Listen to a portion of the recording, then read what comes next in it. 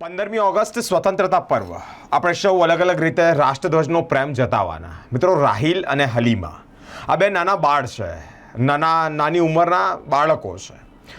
દેશ પ્રત્યેની લાગણી, દેશ પ્રત્યેની એક વફાદારી અલગ જ રીતે નિભાઈ રહ્યા છે. ભક્તિના ગીત ગાયા છે, સાથે જ ઝંડો ફરકાવી રહ્યા છે. તેઓના જ મોઢે સાંભળીએ કેવી રીતે કાલીગલી ભાષામાં દેશ પ્રત્યે પોતાની લાગણી તેઓ લોકો જતાઈ રહ્યા છે.